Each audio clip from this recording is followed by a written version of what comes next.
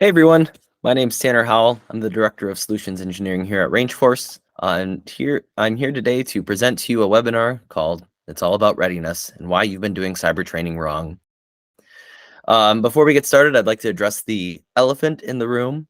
Scott Flower, our Senior Solutions Engineer, is supposed to be with me today, but he is out sick. So Scott, feel better soon. We'll see you in the next one, buddy. So with that, though, I'm looking forward to presenting to you guys today kind of what we're thinking is the future, if you will, of cyber training and the way that an organization can prepare themselves against emergent threats. So with that, let's start with something that we can all agree on, and that is that cyber attacks are getting worse and they're going to only continue to get worse. It is a unfortunate, if you will, business, and business, unfortunately, for the threat actor groups out there is going quite well. They're always continuously pushing the envelope, driving new threats, and building new malware. And it's our job as blue teamers to always be shoring up our defenses and doing what we can to make sure that we are protecting our organizations. Now, one thing on this is that technology has always been our traditional measurement or tool we've used to mitigate these threats. I like telling the story of when I started my first role in industry. EDR was a bit of an emergent technology, not necessarily emergent. It was well established, but it wasn't as fully adopted as it is now. And back then, having that type of technology was, it was bleeding edge. Whereas now, every organization, for the most part, has some semblance of an EDR type capability. And that really shows the way that we as blue teamers have continuously driven the needle forward on how we defend our organizations, our teams, our people. But conversely, that also means that threat actors have become more and more sophisticated. Now, again, this is not meant to be me saying today that, throw out your SIM, throw out your SOAR. Absolutely not. They do have a place in your organizational stack, if you will.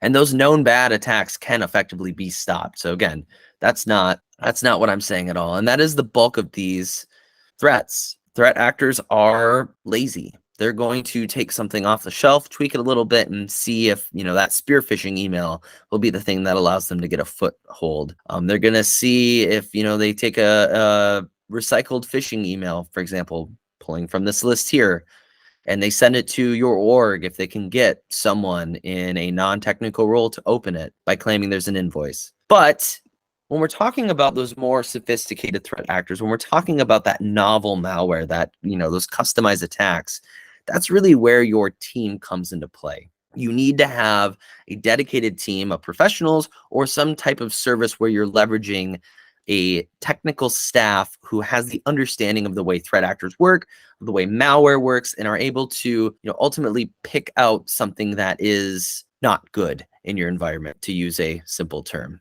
And where I'm really going with this is, and where I want to baseline everything out with, is bad guys know how tech works. They are technically savvy, but they don't know how your specific team works.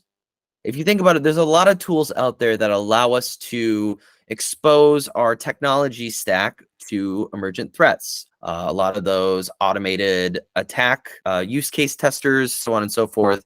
And we do that, and we should absolutely be doing that. We want to make sure that the investment that we're making in our technology is configured in a way where we are extracting maximum value. But the question that I want to pose to you guys watching today is, why do we not do that for our people? Why shouldn't we be doing that for our people? Now, I want to introduce a new concept to you guys today, and it's the concept of what we at RangeForce call cyber readiness. I'm going to be a little meta right now. This is a RangeForce webinar, so I'm going to use some RangeForce specific vernacular, but I will make sure to give you the definition and explain what it means in a more agnostic sense as well. But ultimately, what I'm going for here is cyber readiness is the measured capability of your team to detect, disrupt, and defend against threats that present the greatest risk to your organization. We'll go into this more in a little bit, but let's think about this for a second. How have we traditionally measured our team's ability to respond to threats? Has it been putting them through a pen test? Has it been, having them do a red v blue exercise? Has it been getting them certs? And that really is what I would say is the most common way that organizations traditionally have built up their cyber readiness.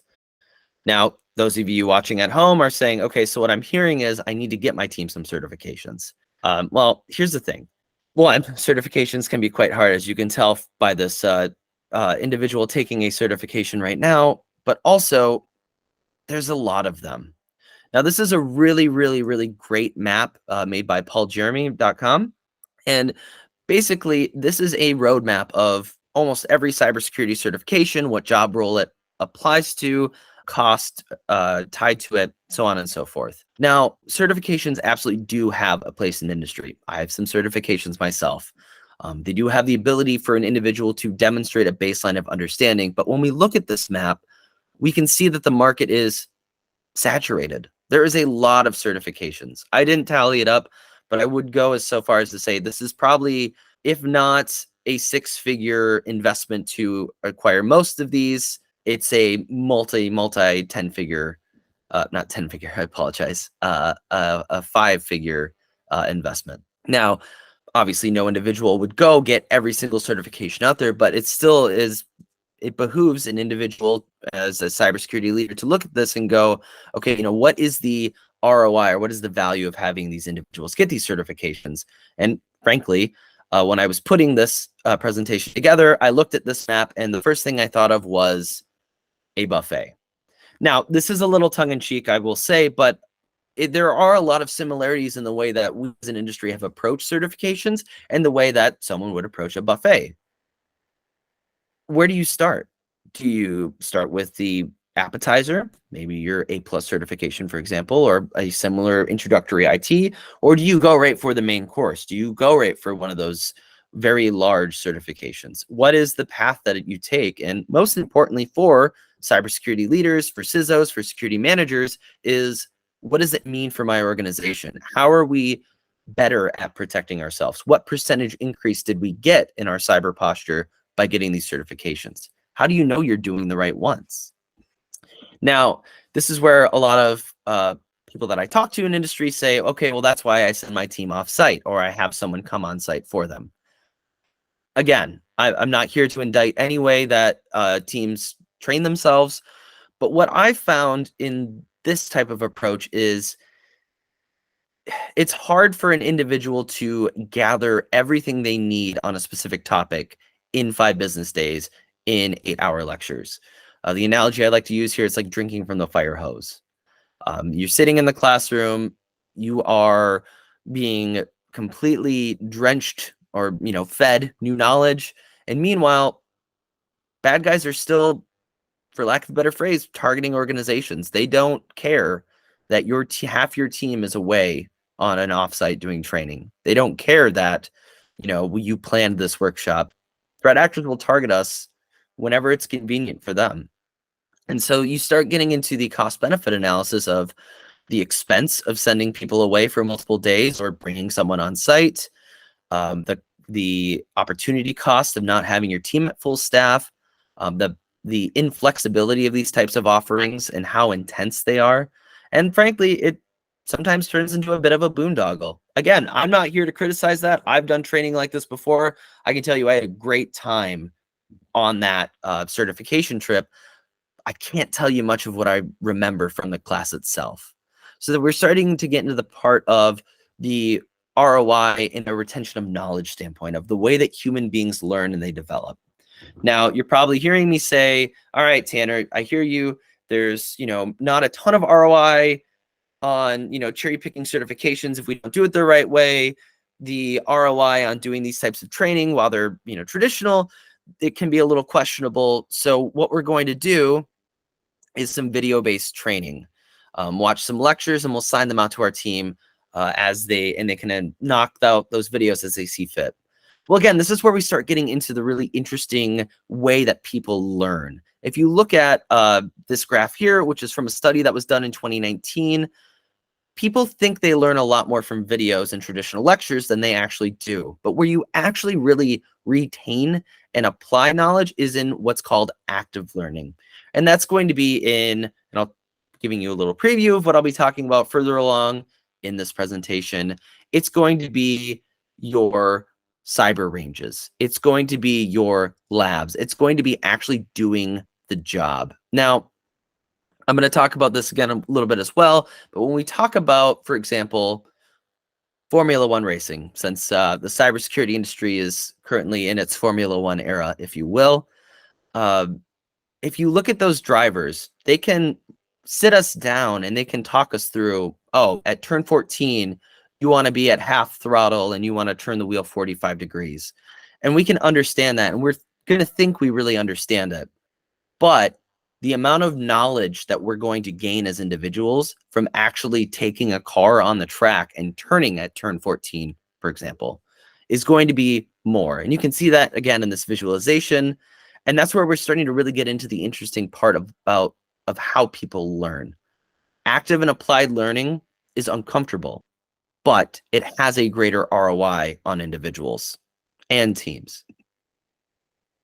So at this point in my presentation, you're probably wondering, why do we still train our people like this then? Here's the thing.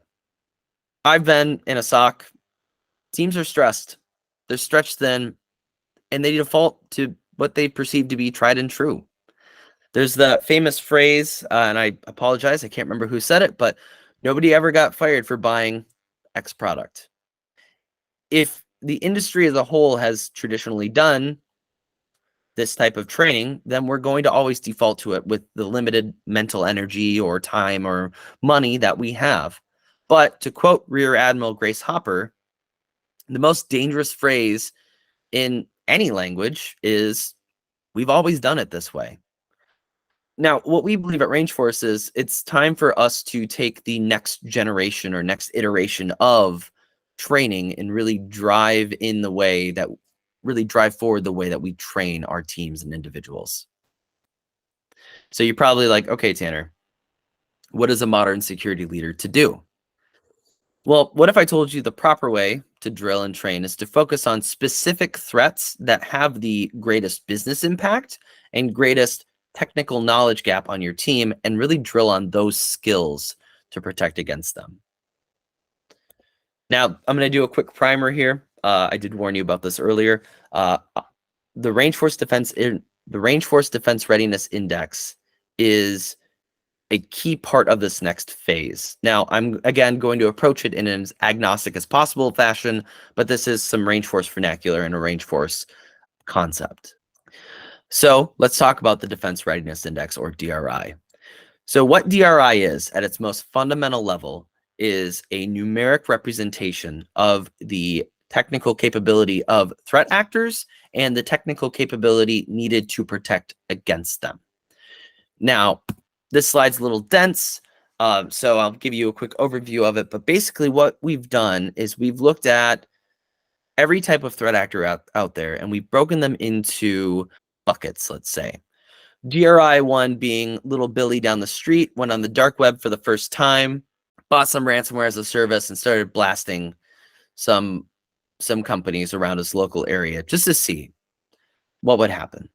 Now, a lot of those automated detections and defenses that I mentioned earlier in the presentation are more than sufficient here. But as we start introducing more and more advanced types of threat actors, the importance of the individual analyst in the team of analysts comes more into play. For example, if a threat actor creates a completely new novel malware, it is not going to be automatically detected and, for lack of a better phrase, defeated. It is going to require a well-staffed and well-trained team in order to detect and mitigate it. So, again, going through this entire range, if you will, where 1 is your script kiddie, 5 is your nation states, most organizations are going to fall in that 3 to 4 range. They're very concerned about e-crime. They're concerned about hacktivists, those established threat actors, those reports that we all read every day. Those are going to be the majority of the types of incidents that our teams are going to respond to. With that, let's talk through the process that we as the cybersecurity industry and you as a leader need to take in order to fully optimize the personnel investment you've made into your SOC. So the first thing you have to do is assess your adversary. So I mentioned this a little bit on the last slide, but I really want to drive it home here. Not every threat actor is targeting every organization. The mom and pop shop down the street that sells muffins probably isn't going to be targeted by North Korea. Could they be collateral damage from that type of attack? Absolutely. But with the limited resources they have, they may want to invest more of their time in making sure that the attacks that are 95% of their attack flow, if you will, are properly mitigated. Now, again, this fictional exercise that we're doing here, I've marked my fictional organization as a 4. We're very concerned about high-level e-crime, and we need to make sure that our team is 100% ready to defend against that type of attack. Now, I've talked about, using that business kind of mindset to think about, okay, what are the types of adversaries targeting us? But the second phase of it is really getting an idea of where the team is at. And I mentioned this earlier in the beginning about how there are a lot of tools out there that allow us to do attack simulation on our technology. But traditionally, the way that we've tested our teams is we've done a tabletop. Now, I'm not here to do an indictment of the tabletop. The tabletop absolutely has a place in an organization's cybersecurity runbooks, or however you would want to phrase that, because it is very important to know escalation paths, the way that different teams should be brought in, who are those points of contacts, but they're not enough to really assess your team and train them on different pieces of malware or threat actor groups. So walking through this list here, and I don't want to drain this slide, but I do want to talk to it a bit. Measurement is key. You have to understand what technical capabilities your team has. How does your team work together? What individual is your best, let's say, SIM researcher, not researcher rather, but is best at leveraging your SIM, extracting maximum value out of it? Which individual is best at documenting notes in a way where a non-technical audience, perhaps your board or other executive leadership, are able to understand what was the incident and how were we best protected, or how could we move forward in the future to make sure it doesn't happen again? I already mentioned about tabletop, so I'm not going to talk about that part again, but I do want to talk about emulation. Traditionally, cyber ranges were a collection of VMs that were running, but there wasn't much going on past that. And so when a piece of malware would execute, it would be very easy for individuals and teams to game the system. And they would say, well, here's the newest executable. That's got to be our malware. And then the exercise moves more into observing the way the malware behaves. What we believe is that teams really need to have that, for lack of a better phrase, uncertainty angle. And the way that you really add to that and the realism is by having end user emulation. And think about end users, going to Facebook, going to Netflix, opening and closing emails, opening and closing documents, changing their wallpaper, all stuff that potentially could be malicious, right? Threat actors may change desktop wallpapers to see what levels of permissions they have, for example. A lot of malware comes in via phishing and via macro-enabled documents. But that doesn't mean that every macro-enabled document that's opened is bad. And so, by adding to that realism angle, you're able to get a truer measurement of your team's technical capability. Now, both red and blue team exercises do add value, and this is important too. You need to train your blue team as much as you train a red team. I would argue even more so. Red versus blue exercises are also super important. Get an idea of how your two teams play off of each other.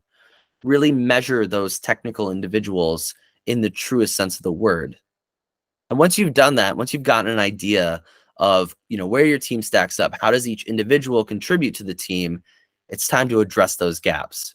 Now, this is where we believe that lab-based upskilling, and the research shows applied learning, really starts to show its value. Now, I talked a lot about, those sending teams away for training type endeavors or bringing people in. The nice part about doing lab-based training is that there's no travel, and it's completely when it's convenient for your team. For example, let's say you have an analyst going about their day and they have about a half hour free. You dictated to them, hey, we really care about, in this case, one I have up here is commodity malware. We really want to make sure that we are buttoned up on commodity malware. your individual can then go in that half hour they have free, boot into a lab and knock out that training, demonstrate that knowledge, and then go back to their job. The other thing that we want to talk about here is that really focusing on the skills is key. It's not enough to just give people a bunch of labs and say, all right, knock these out. There are dozens of lab providers. There's the ability to spin up a virtual machine, but if you're not really understanding the business impact of it, of how it translates into increase in cyber posture, for example, your individuals are going to have a harder time staying motivated, and you're going to have a harder time translating it up as to how this investment that you've made translates into increased cyber posture. This one is a pretty common take, but it's important to base it off industry standards. You want to communicate in a way where you're able to compare with your peers of how your teams are prepared against different threats. And then last but most important, repeat, repeat, repeat. Lab and training in general is not a one-off process. It's not something that you do in 5 minutes, call it a day, and move on and never think of it again. I like to use Duolingo as an example here. Duolingo, as you go through the training for a language in this case, will continuously remind you of words that you had learned previously to really drive them home. And that type of repetitious process, if you will, allows the learning to be committed at a deeper level to the individual. And I know that I've pontificated quite a bit today, but I do want to be clear. Don't just take our word for it. There's science here to back this up. A study by Herman Ebbinghaus found that on average, we lose about 25% of knowledge we've learned immediately. The moment that you're done with it, 25% of it's gone. And this continues to decline over time. So, over a set time period, you're going to go down to only 50% retained, only 25% retained. But what Ebbinghaus also found is that when you use what's called spaced learning, which is repeating the knowledge, training, or however you want to say it, multiple times over a set period of time, you're actually able to, one, rebuild that full level of learning and also decrease the amount of knowledge lost over time. And you can see this in the visualization. This first line, the black one, starts at 75, drops down below 25 relatively quickly. But then the first repetition brings the learner back up to 100% of efficacy measurement, but then drops back down to 25, albeit much slower. Now that second repetition barely drops below 50. The third repetition stays above 50, so on and so forth. And the idea here is this is a graphical representation of the way that if an individual does applied learning and continuously exposes themselves to a topic, they're able to bring their understanding higher in the end. Now, what does this mean for cybersecurity training? Well, the idea here is that by exposing your team to, let's say, malware deobfuscation, by exposing them to different malware deobfuscation techniques in virtual environments multiple times, you're able to measurably increase the efficacy of your team in this example, deobfuscating malware samples. Tying back to our process, the final 2 steps are to review and repeat. And what I mean by that is, again, assess your team, find those gaps, upskill them, drill on them, and then analyze those results and see how the team did. And then look forward into other threats you are that you're concerned about. Either they're newly emergent or there's been some threat intel you've seen that organizations like yours are being targeted. But the idea here is that this is an iterative process, and it's not one that's ever done. Cybersecurity education, just like cybersecurity in general, is never done. You have to continuously be exposing the team, driving it forward, and giving them the tools they need to truly understand and apply their knowledge in protecting your organization. So kind of giving you an overview of what it looks like together, right? You heard me talk, you've seen me present this stuff. You're like, okay, Tanner, how does this look put together? So this is what an effective cybersecurity training strategy looks like.